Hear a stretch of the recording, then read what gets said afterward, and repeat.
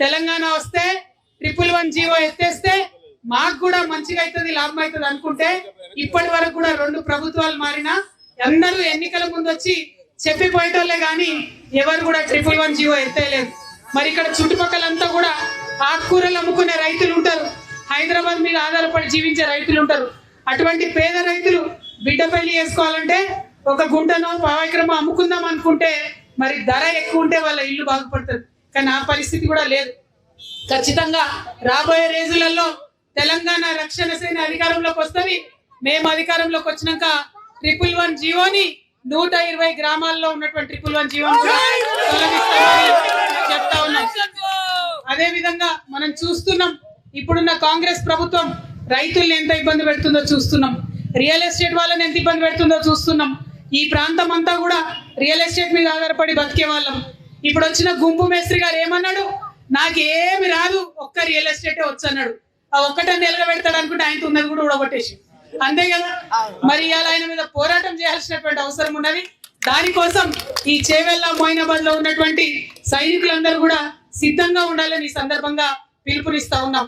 आज हमारे जितने भी माइनॉरिटी भाई यहाँ पे है, बहन यहाँ पे है, अनवर भाई है, नूर भाई है और सारे लोग जिनके सदारत में ये हमारे झंडा को आज हम मोइनाबाद में खड़ा करें, आप सबको मैं तहे दिल से शुक्रिया अदा करती हूँ.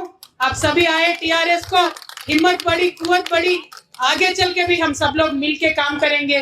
जो तेलंगाना में गंगा जमने की तहजीब है उसको बरकरार रखते हुए हमारे फिजा को खराब करने वाले जो भी ताकतें आ रहे हैं उन सबको कड़े से कड़े जवाब देते हुए हमें भाईचारगी बनाए रखना है, हमारे डेवलपमेंट के लिए काम करना है, हमारे सभी के तरक्की के लिए काम करना है. अभी अभी ईद गुजरा है और ईद में मुझे लगता है कि आप सबके दुआ भी जरूर कबूल हो गए होंगे. आप सबके जिंदगियों में रोशनी भी आएगा, तेलंगाना रियासत में भी रोशनी आएगा, ऐसा मैं मानती हूँ.